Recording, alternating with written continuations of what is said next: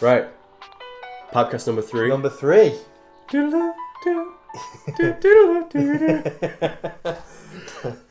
Back with Harry and Dion. And we're doing Tolkien tonight. Yeah. Because no discussion of pipes is complete without Tolkien. Tell us about what we're smoking, bro. So, to kind of carry on with the Tolkien-esque theme, we've decided to go for the backies that these guys smoked. So Harry's got in his bowl tonight some Capstan. That's a nice Virginia mix.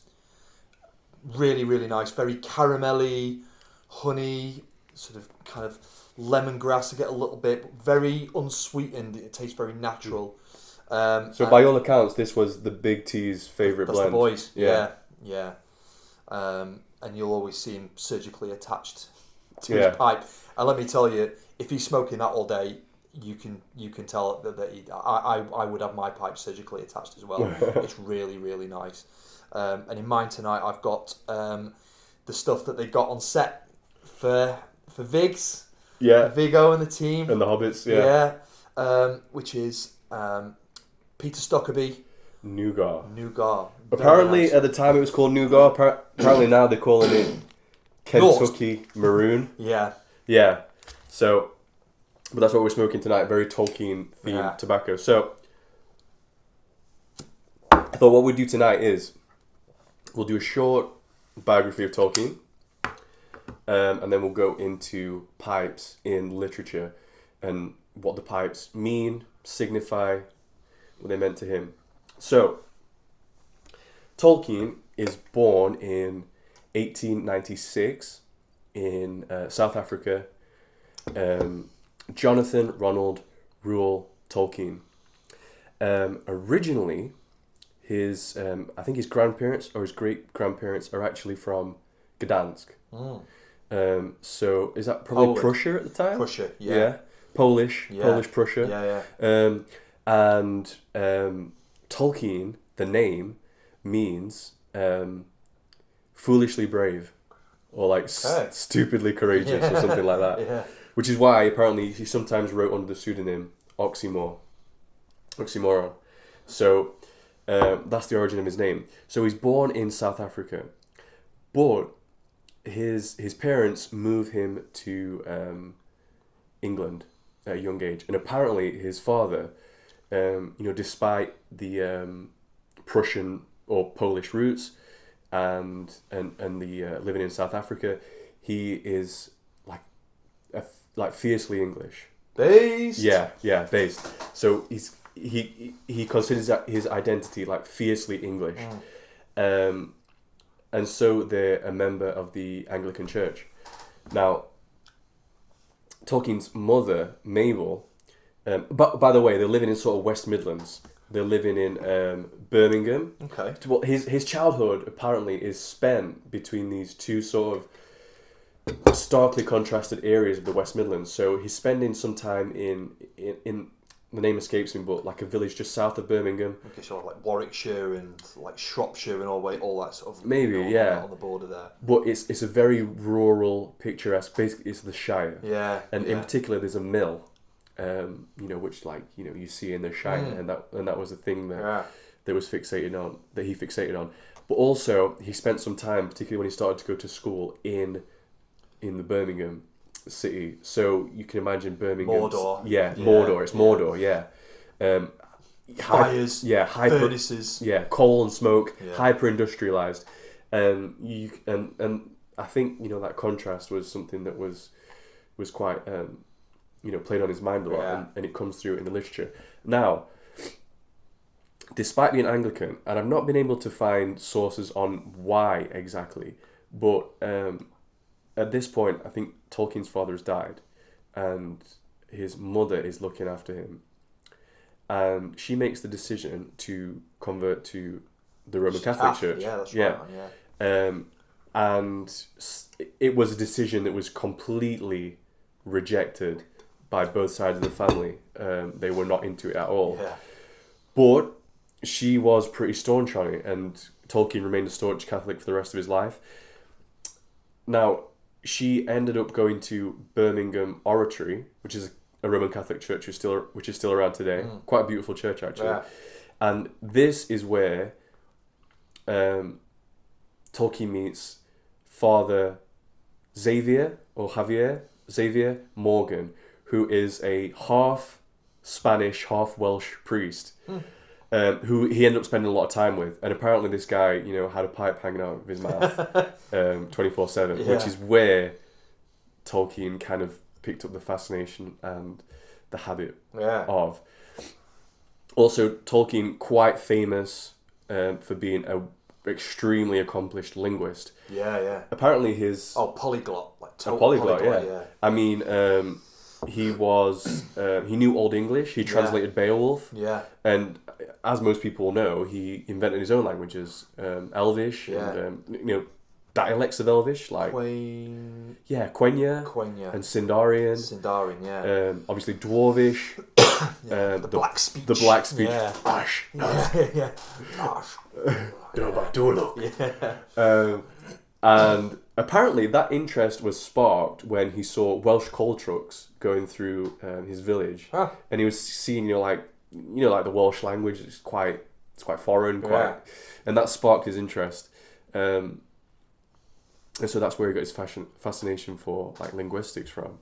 So you can see in these early childhood... Oh, also something I forgot to mention is that he has, in South Africa as a child, this scary incident with a big spider. Right, so you can... Shelob. Yeah. Exactly, Shelob, Ungoliant, the spiders. So you can see all these like childhood influences that are coming through to influence his literature. Yeah. But we're here to focus on the pipe. Yeah. Tonight. Yeah. Because this is the Pipecast. Yeah, not the Tolkien cast. Yeah. But, so that's like a little short, whistle-stop biography. Yeah. So, I'm going to be honest. I am, for my sources tonight, I'm drawing heavily on Mark Irwin's Pipe Smoking in Middle-earth, which I pretty quickly skim-read over the last week. Quite a good source, by the way. Yeah, you can find it on Google Books if you want to read that. But where do you want to start, man? Have you got any ideas? I think maybe just on the sort of the overall like aesthetic, because for me, it was the first time that my granddad smoked a pipe, so this thing was inherently connected to this old view of England that I had. So when watching, back in 2001, the first Lord of the Rings film came out, and I'd kind of dipped in and out of the books before then. Never really took to them. It was only sort of in later life when I started reading them again and really properly got it. But this idea that the pipe is so heavily stitched into the fabric of what it is to be a hobbit in the Shire. Yeah.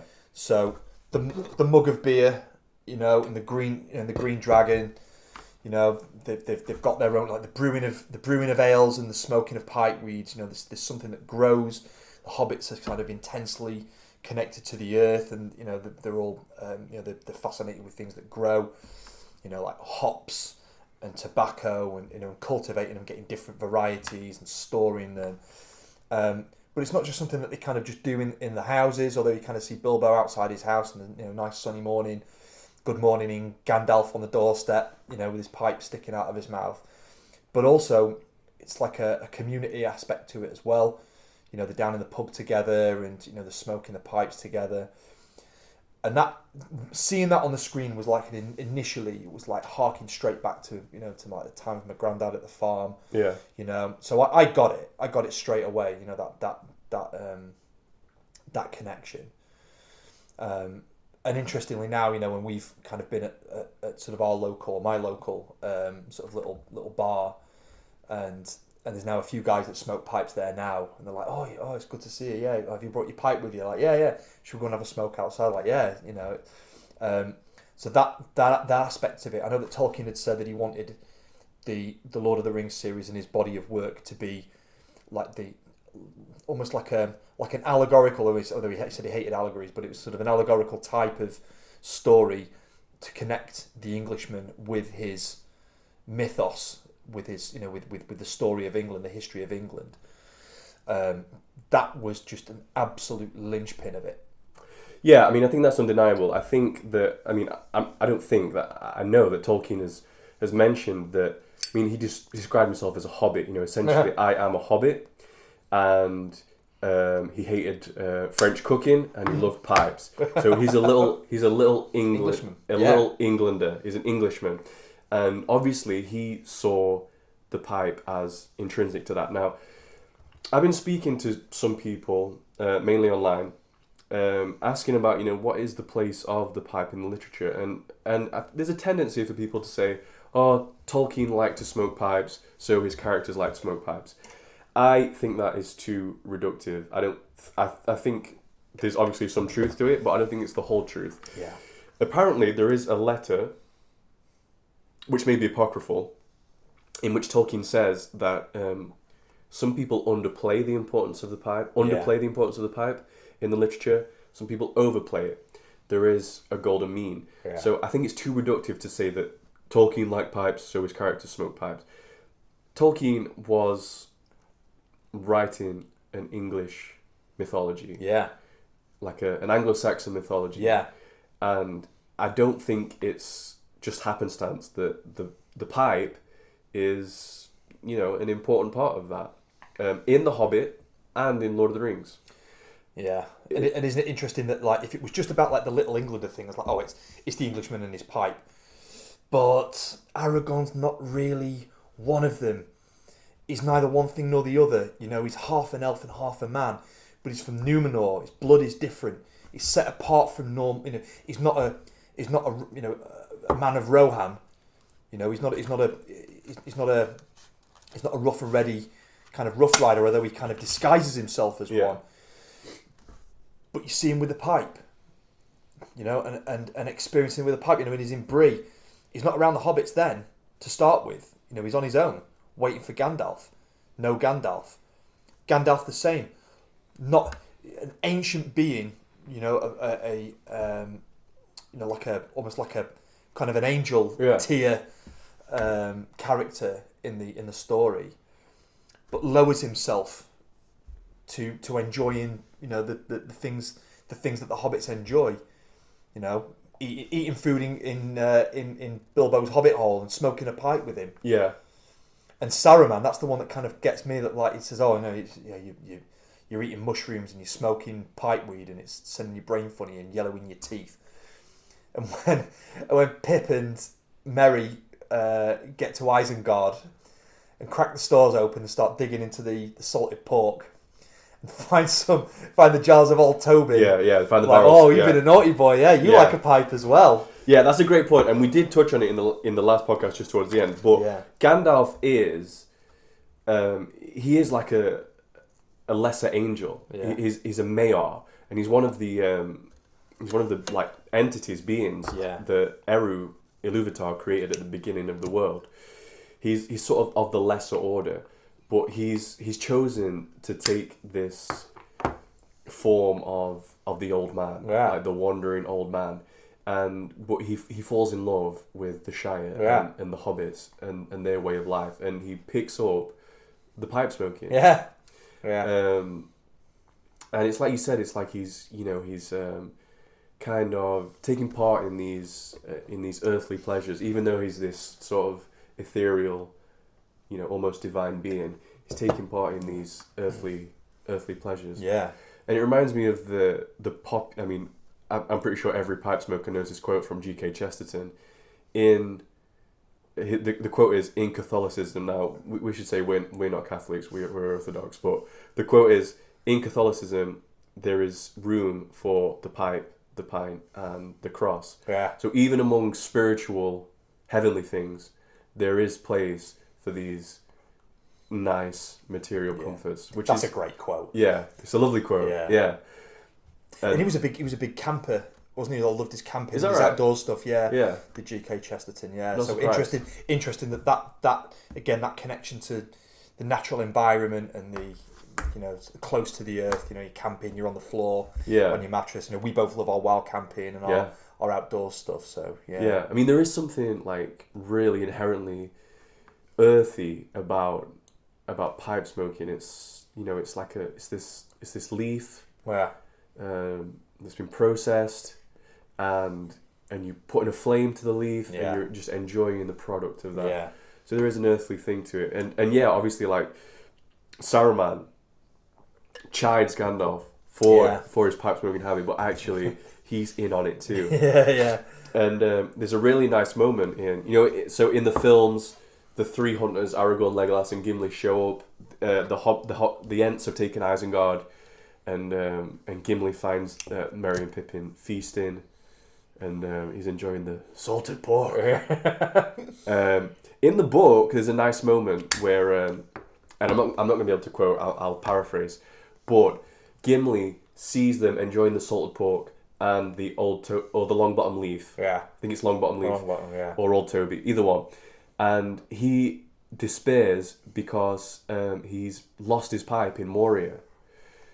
But Merry says a really sweet thing, which is that in times of trouble, it may be that friends need to share a pipe. Yeah, which in is a pinch. I think it was like the phrase, isn't it? Like in a pinch. In a pinch, yeah, something like that. Which is really like salt of the earth stuff. Yeah. But as God would have it, Pippin has actually got a spare unsmoked pipe, which is kept close to his. He mentions that he's kept it close to his heart. Yeah.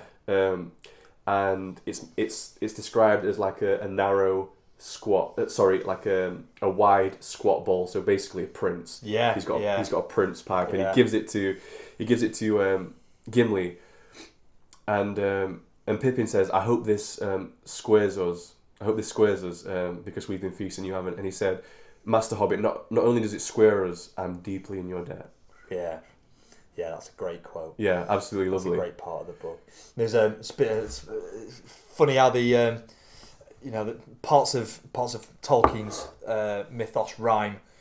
Like when so I'm reading The Hobbit currently to my eldest, and we've just got through the part where Bilbo's going down he's fallen off of Dorry's back, and he's fallen into Gollum's cave, and he's really upset, and he's missing home, and he feels instinctively for his pipe. Yeah. Reaches in there and feels that it's still in one piece. He's like, oh, that's one bit of good news. And then feels again. He can feel his backy pouch, and it's got backy, and it's like, oh, that's great news. Yeah. And he goes in to go and get some matches. And he hasn't got any matches. And it's like, they say like, hope's the last part to die. It's like, it's the last little bit of hope that he thought he was going to get, and things get really rough just after that point.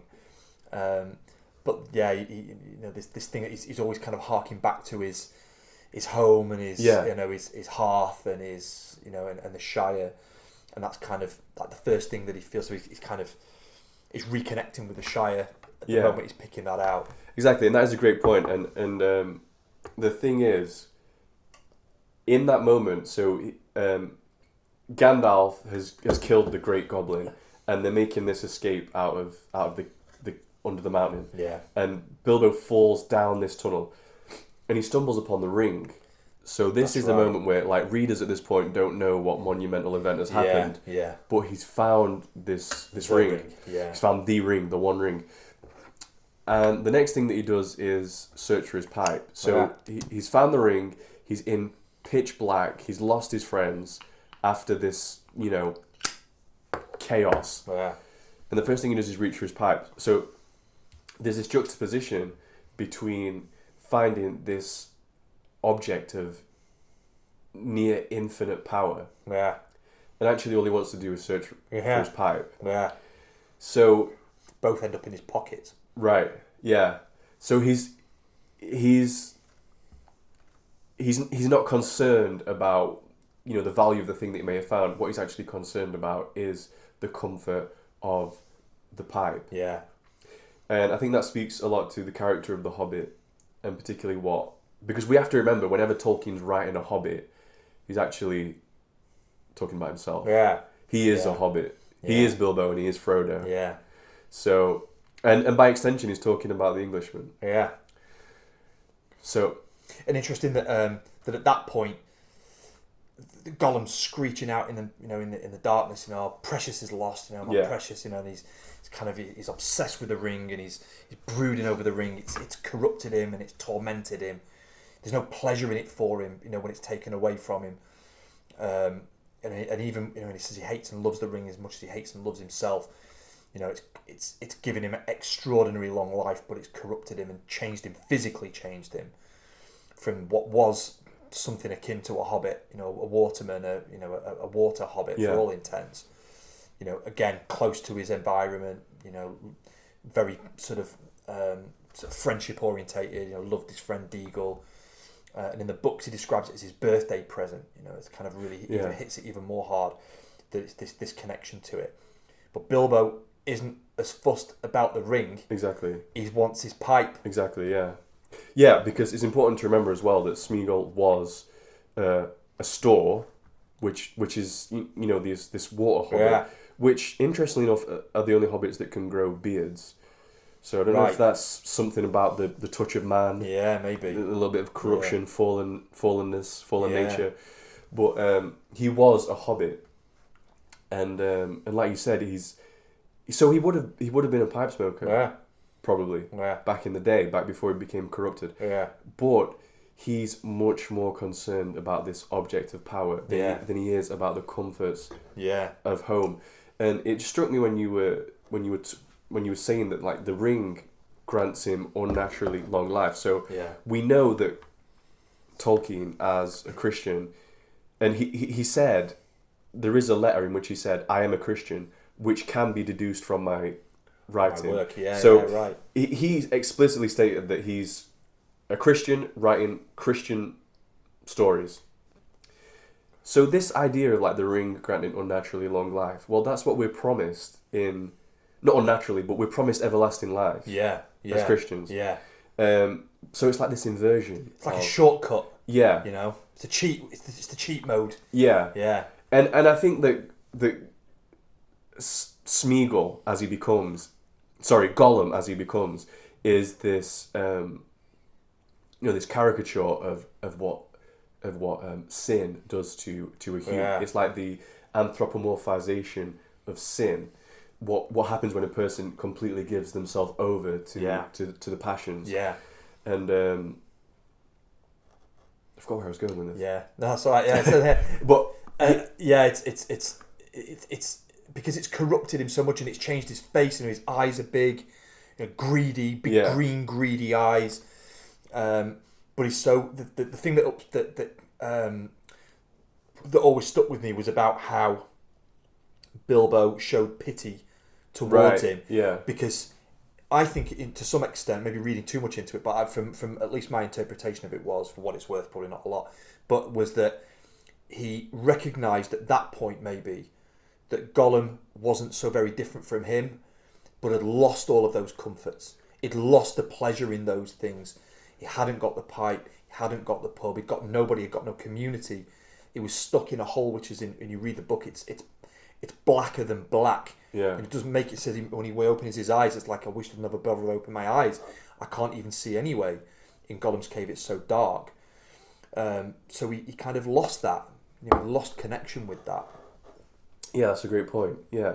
Because, I mean, I think there is this, there's this saying, I'm not sure where it comes from, but, like, there but for the grace of God go I. And so Bilbo sees that, and it's interesting that Bilbo is the one that's hung on to these, these earthly comforts. And Smeagol is the one that's given them all. He's become this wretched creature. And there's kind of examples of that, throughout the story, of people who've kind of lost or become weakened by something. That Boromir is kind of obsessed with making a good example of himself in front of his dad. He's kind of a bit of pride in there, where you've kind of got his dad Denethor, who's who mourns him, and he loses his mind over it. And at no point again, they kind of scorn, the little people. They scorn, the hobbits and their ways. It's kind of they're just the gentle folk. You hear the dwarves say it as well, and the dwarves like a pipe as well as the hobbits, but they describe like hobbits as being the gentle folk. Oh, the wilds is no place for gentle folk. Always found that interesting. That is interesting. And the other thing that I wanted to talk about is, speaking of The Hobbit, is that the book actually it's bookended. It begins and ends with the act of pipe smoking. Right. So in the beginning, Bilbo is smoking what's described as this huge pipe that goes down to his feet. So you can imagine basically like a saxophone or something that goes down. It's the church warden to end all church wardens. Yeah. And that's what he's smoking outside when Gandalf comes along. Yeah. And a little side note, actually, Gandalf comes along and he is smoking a small clay pipe. So in the, I'm just going off on a little tangent here, but in the films, like we see Gandalf smoking this, he's smoking like this big wooden church warden. Yeah. It's actually described as a short clay pipe. Yeah. So the clay pipe is what, in Europe and in England, we would have been smoking prior to the briar coming in. Because one of the first pipes, surely. Yeah, absolutely. I think briar only comes in some point in the 19th century. It's not that old as a pipe material, really. So he's smoking this stubby clay pipe, and I've got a bit of a soft spot in my heart for clay pipes because it was the first. Clay pipe was the first pipe that I ever smoked. Yeah. I've spoken about this before, but when I got my first pipe, I wasn't sure, if it was going to be for me. So I just wanted to get a cheap pipe, and I went on GQ Tobaccos. If you're in the UK, GQ, shout out for GQ. Good guys. Yeah. And I saw that they had these clay pipes that were like £5 a pop, and it was a really great first choice. They get hot in the hand, which is one downside, but the flavour comes through so cleanly and so nicely, and they don't ghost either. Yeah, that's good. Yeah. So like me, naturally porous. Yeah, I guess as well. And GQ at the time, I think they still have. I think they do still have some, but they are Pollux clay pipes, which is an English manufacturer that aren't producing anymore. But GQ had this old stock from the 60s that they were still. So I managed to get one of those. So I've got a little bit of pipe history. Yeah. So so Gandalf's smoking this short clay pipe, and of course the dwarves show up a bit later. Gandalf scratches the rune on the door, which means dwarves show up here and they've got their pipes. And at the end of the book, when all the adventures have been wrapped up and Thorin sadly died, but Bilbo's coming back a rich man, and he's not only rich in wealth, but he's much richer for the experience that he's gone through. And the last thing he does is he gets out the tobacco jar and hands it to Gandalf for a smoke. Yeah. So this whole story begins and ends with pipe smoking. Alpha and Omega. Right. Is the pipe. Yeah. So it's putting the pipe in quite a lofty, elevated position. Yeah. I think worth mentioning as well that saying about you can see him with it surgically attached to his mouth. Yeah. You have a look at the pictures of Tolkien, like it. You'll be hard pressed to find one. Yeah. Where he's not got a pipe in his gob. Yeah, I mean, people said that people close to him said that you just couldn't tell what he was saying because he had vulcanite in his mouth the whole time. Yeah. And apparently he was just a chain smoker.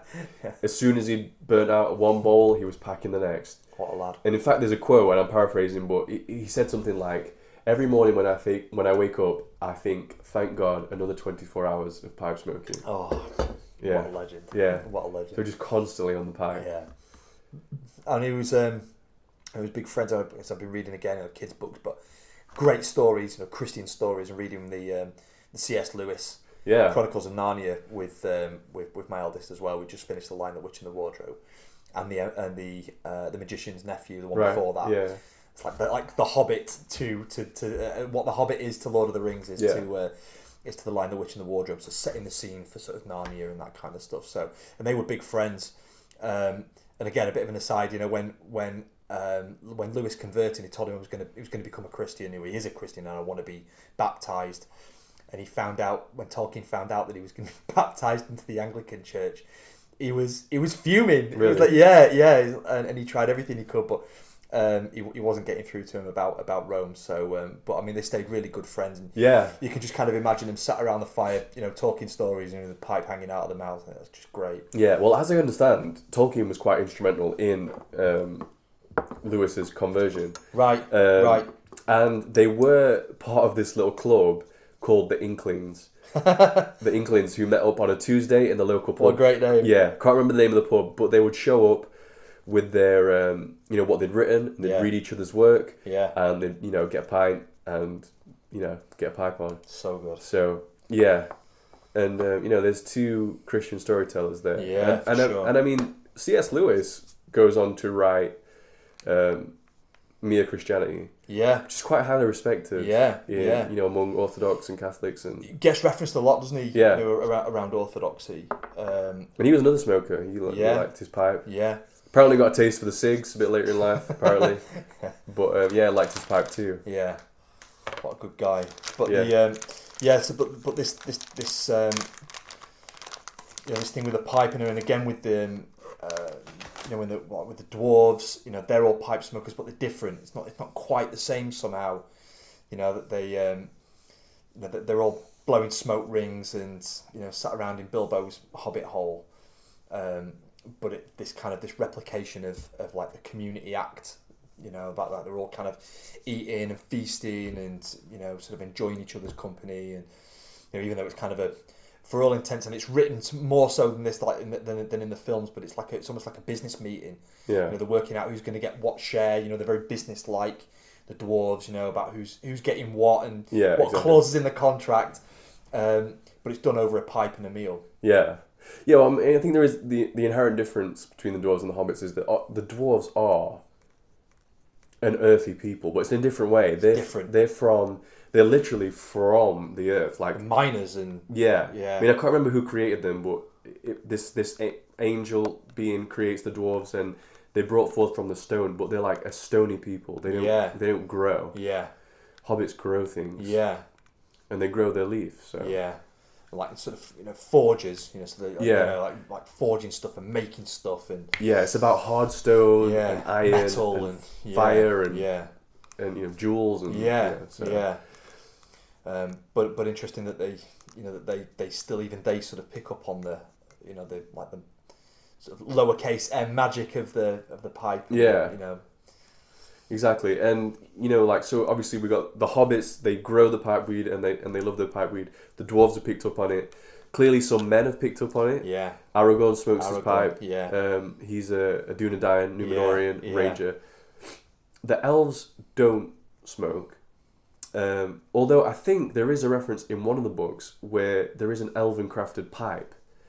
So clearly they cater into the market, but they don't daft all together. Yeah, but they don't appear to be enjoying it themselves. And this is something that we spoke about in the last podcast. But I wonder why that is. Yeah, they're kind of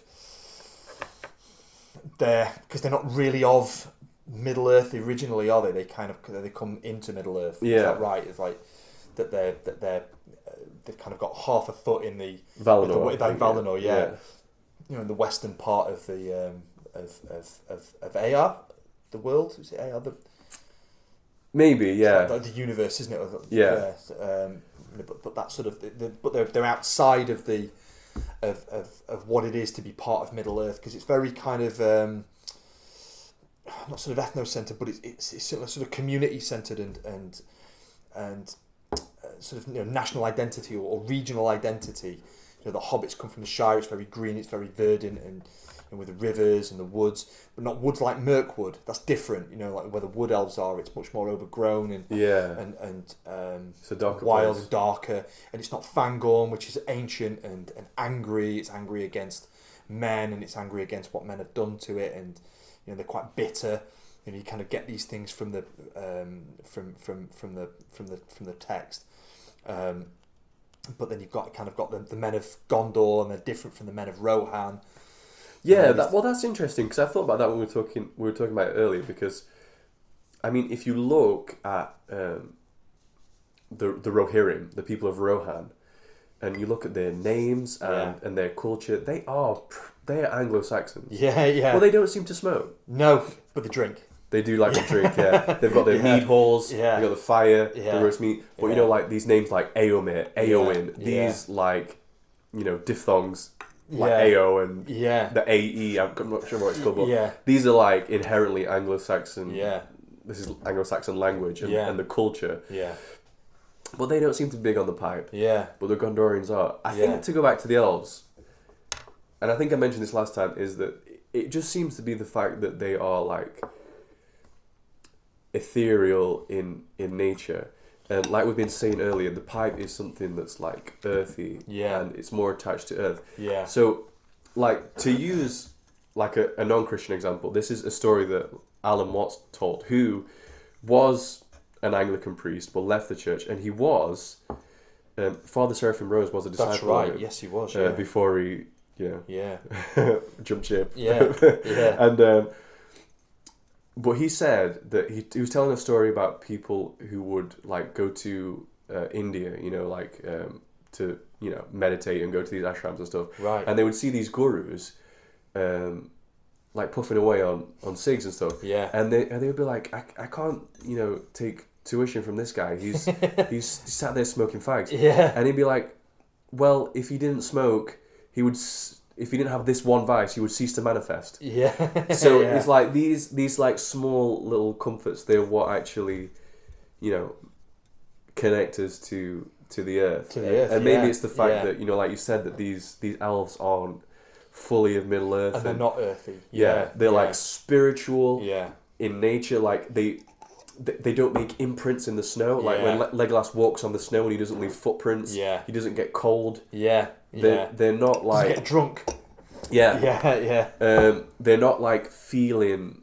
They're not part of the earth. They're not like taking part in the earth, like so to speak, in the same way that like the hobbits are. Yeah. Much closer to the earth. They're tilling the earth. They're growing. Growing leaf and grain and trimming the verge. Farming. Yeah.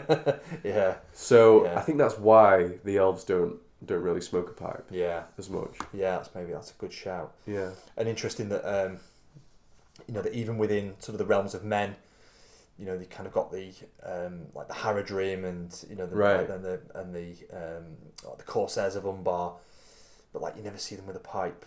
Yeah. It's different. They're not smoking pipes. Yeah. Like the guys from the desert, in Rune. Easterlings. Yeah, Easterlings. Yeah. But where nothing grows. Right. Yeah.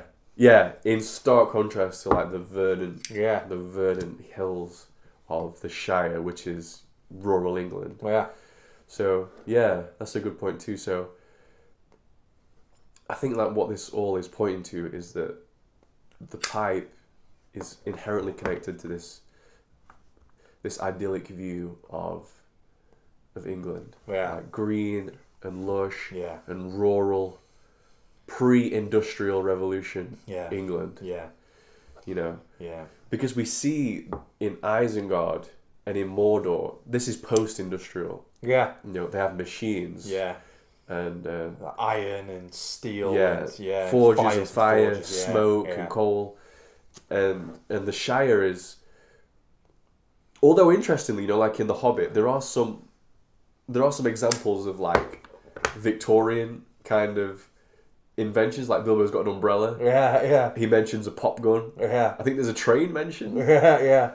So there's it's like a small sort of Victorian and yet pre-industrial England. But there's still like kind of the market. You see them kind of wandering around and milling around, around the water, around the lake. They're it's still kind of the community aspect to it. It's kind of like the marketplace, and kind of going and fetching the fish and having a look at the fish, and everything seems to be centered around food. Yeah. The hobbits, like the meal times. Those little comforts. About the beer that they brew, and about the kind of the different types of tobacco, and blowing good smoke rings and that kind of stuff. It's very sort of inherently sort of connected with the meaner things in life. Like with food, and with having a smoke and having a drink. Yeah, I mean, I would think back to the times when I was a couple of years underage, and I would go to the pub and like there were still these old guys who would they would get dressed up smartly to go to the pub, and everyone knew each other. Like a guy would walk in, everyone knows the guy, and they'll say hello. Obviously, like when at the time that I'm 16, no one's smoking pipes indoors currently. Yeah. But there is this like green dragon, the green dragon like element that is you can maybe still find in these English pubs, and it's quintessentially English. Even now, you kind of wonder. You don't have to go far away. I mean, we live in quite a reasonably rural part of England, don't we? As far as it goes, not far away from the towns and cities, because nothing's far away from anybody in England. It's so small. Yeah. But you don't have to travel far to see it, regardless of where you are. Even if you're right in the middle of London, you haven't got to go far out of London to kind of get that experience. No, yeah, true. Out in Essex or in Kent or wherever, these sort of garden counties of England. You don't have to go far to kind of go to a little country pub, which is still based around the fireplace and the tap room. That's still there. Exactly, yeah. And like you said, we've been a couple of times to your local. People are quite interested in the pipe, and there's a sense of community where people are outdoors, we're having a drink, we're having a smoke. I've recently come across there's this place local to me. It's a nice little pub where they sell cigars, and I've kind of like gotten to know a few of the guys there, and I'll go and buy a cigar and have a smoke outside. Another guy will have a cigar with me, and it's just this like, it feels like being in the Green Dragon. Yeah. Everyone knows each other. There's a sense of community. Yeah. A sense of familiarity and continuity with the people around you, and just bonding over these simple pleasures. And I think you definitely see that coming through in Tolkien's work. Yeah. And that was something that obviously had a lot of value to him. Yeah, because again, like coming back when Frodo goes back, after the scouring of the Shire, and they're all kind of sat around in the pub, and like they feel different. Things have changed. But although they've changed, they're seeking that bit of continuity, that bit of stability. The things that they recognise. It's the same act as Bilbo putting his hand in his pocket for his pipe. Yeah, it's Frodo going back with Merry and Pip and Sam and having a pipe and a pint in the Green Dragon. Yeah. Yeah. And they say nothing at the end in the film. I thought that it maybe doesn't come through as much in the books, but it's definitely in the film where they just kind of sit around. It's like everything's been done. Anything that they could say, it's all been said. Nothing left to say. Yeah. But it's just all about the experience. It's like, right, come on, lads, we'll cap it off. It's been a journey. Yeah. We'll cap it off with a pint and a pipe in the Green Dragon. Yeah, and then of course Frodo leaves for the Nine Lands. Yeah. So maybe his experience has been so much that he's become detached from all that. Yeah. And obviously Sam follows him some years later. Yeah. Merry and Pippin stick around. They become like nobility in the Shire. But that's interesting. And then in terms of sort of more modern works, I mean, I know there's kind of big stuff at the moment about with the Rings of Power and is it canon? Isn't it canon? It's not canon. It's not canon. It's not canon. Have these things been understood? How much of that has come through? To the modern audience. Has that really been grasped?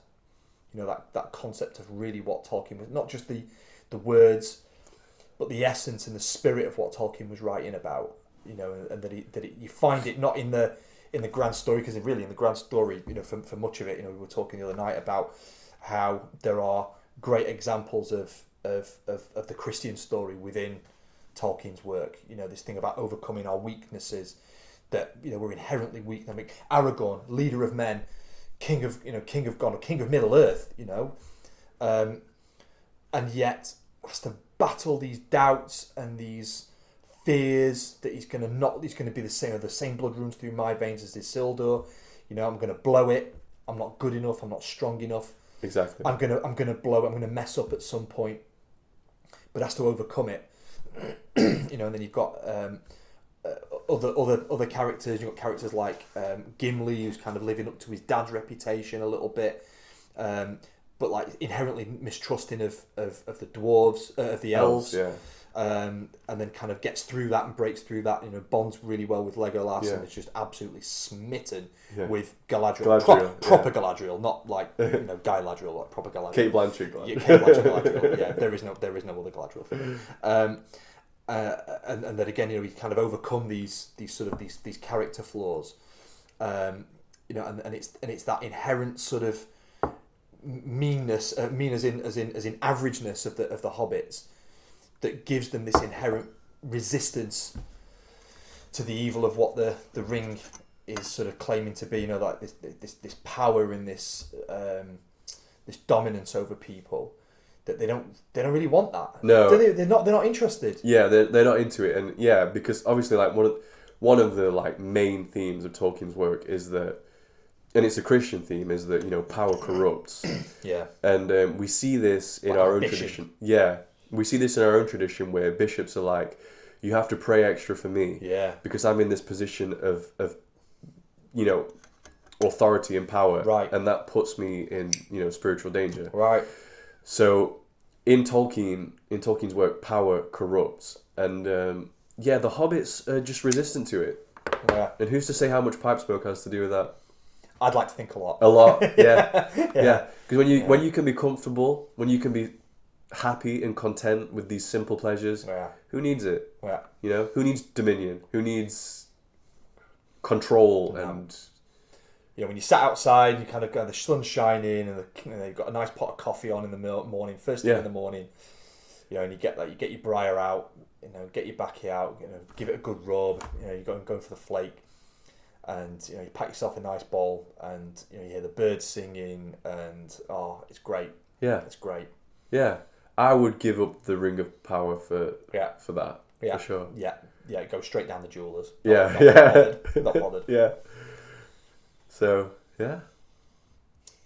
Thanks very much, guys. Yeah, I think that feels like a good place to wrap it up. Yeah. I've enjoyed it. It's been good. Likewise. Yeah. Thanks for listening. Stay tuned to the next one. Yes. God bless everybody.